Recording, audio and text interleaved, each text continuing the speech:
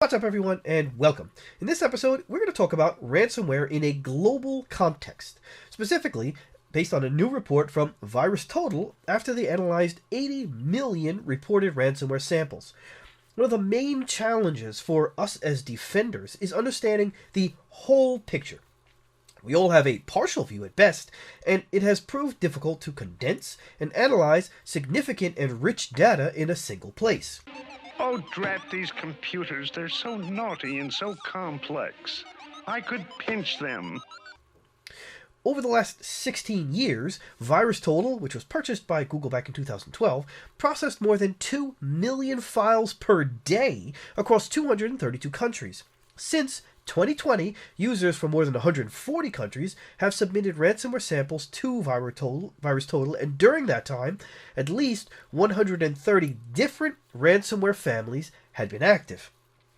All the data in the report from VirusTotal is based on a subset of submissions from users, as well as a number of different ransomware-related samples found in VirusTotal database dating back to January 2020. Now, without applying any filters to the antivirus verdicts, data found in VirusTotal registered more than 80 million potential ransomware-related samples during the time period. In order to ascertain the most useful intelligence, VirusTotal filtered out the noise and focused on a smaller, curated, and representative set of around 1 million double-checked ransomware samples. According to the report, Israel, South Korea, Vietnam, China, Singapore, India, Kazakhstan, Philippines, Iran, and the UK were the 10 most affected territories based on the number of submissions reviewed by VirusTotal. That's right, US is not even in the top 10. And if you look at the chart here off to the right of my screen, you'll see such a huge difference between the attacks against Israel versus South Korea, which is the number 2. I knight thee. Arise, a sirloin of beef. Arise, Earl of Cloves. Arise, Duke of Brittingham. Arise, Baron of Munchausen. Arise, Essence of Myrrh, Duke of Magnesia, Quarter of 10. You are too kind, Your Majesty. Israel had the higher number of submissions, and that amount was a near 600% increase from its baseline amount of submissions. The report did not state what Israel's baseline amount of submissions was during that period. Now, from the start of 2020, ransomware activity was at its peak during the first 2 quarters of 2020, which VirusTotal attributed to activity by ransomware as a service group GandCrab. Now, if you haven't seen my episode on GandCrab slash Revel, the link is above and pinned in the comment section below, and it'll be at the end of this video in the credits. GandCrab had an extraordinary peak in the first quarter of 2020, which dramatically decreased afterwards. It's still active, but at a different order of magnitude in terms of the number of fresh samples, VirusTotal said. There was another sizable peak in July 2020 that was driven by the Babuk ransomware gang, a ransomware operation that was launched at the beginning of 2021. Babuk's ransomware attack generally features 3 distinct phases. There's initial access, there's network propagation, and action on objectives. GandCrab was the most active ransomware gang since the start of 2020, accounting for 78.5% of samples. GandCrab was followed by Babuk and Cerber, which accounted for 7.6% and 3.1% of the samples, respectively. According to the report, 95% of ransomware files detected were Windows-based executables or dynamic link libraries, and 2% were Android-based. Hence, in the graph you see on the right, you see a ton of reddish pink showing the PE_EXE for executable files, which would be Windows-based. The report also found that exploits consisted of only a small portion of the samples, which is 5%. Now, we believe this makes sense given that ransomware samples are usually deployed using social engineering and/or by droppers, small programs designed to install malware, VirusTotal said.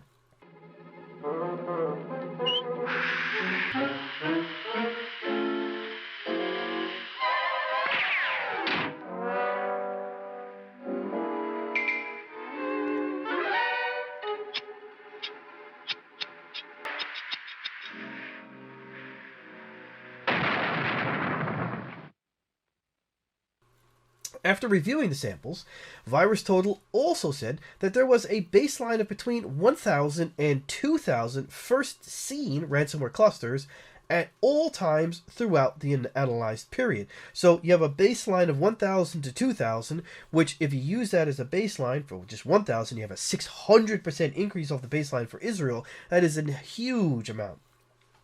Now, I think this report is great, and I think you should read the entire report. And it gives some really amazing insights into the breadth of ransomware over the last 1.5, almost 2 years. It gives us a pretty good breakdown of who is being attacked. It's like you see, Israel, South Korea, Vietnam, China, UK, Iran, etc. But based on reporting, Israel is just inundated, as I just said, 600% above the baseline, which if it's the 1,000 to 2,000, that's a massive amount.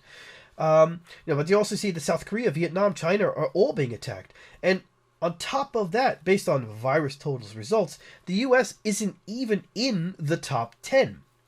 Now, I do think that lumping 2020 and 2021 together was a mistake.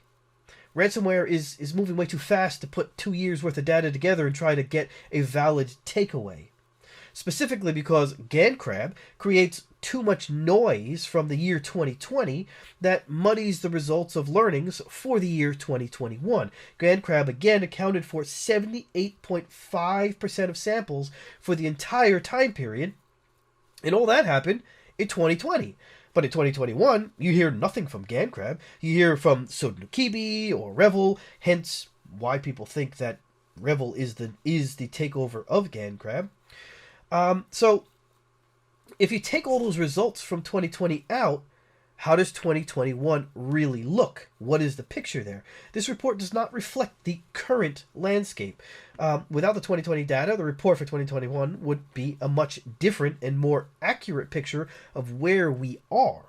Now, I'd also love to see a comparison based on extortion amounts. I mean, per country, like how much is extorted via ransomware? It could be that Israel is attacked and everyone pays $50. And in the United States, you get 500 large corporate companies that are extorted, then each one is paying minimum $30 million. So on a purely revenue base, like what countries are losing the most, or what's being paid out? Also, what's the relationship between corporate attacks versus consumer attacks? Now, my last critique is that I don't see Linux anywhere.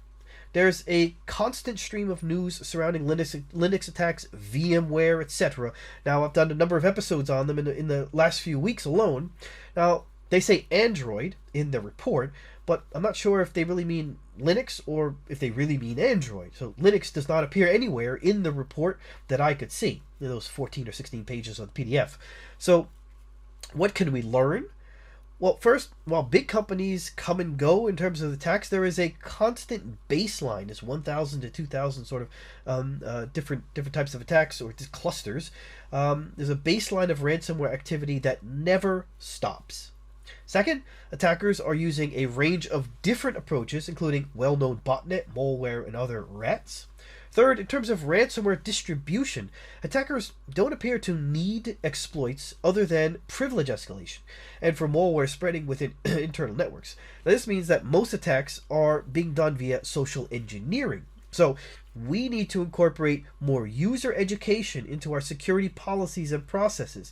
Our security policies and processes cannot only be about hardware and software, it also has to be geared towards the education of the people that are using the hardware and software so that they know what to look out for to further protect your systems.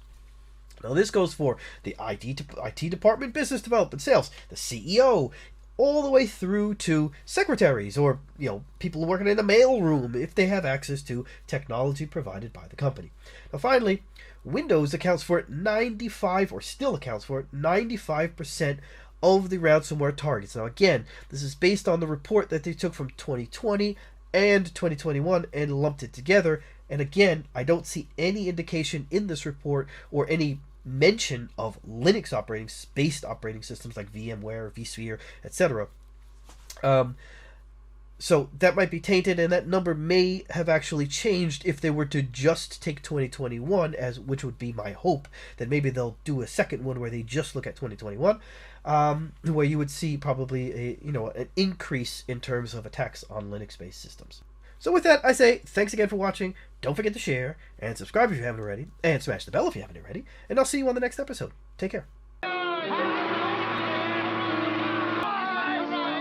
Don't forget to ride. Farewell.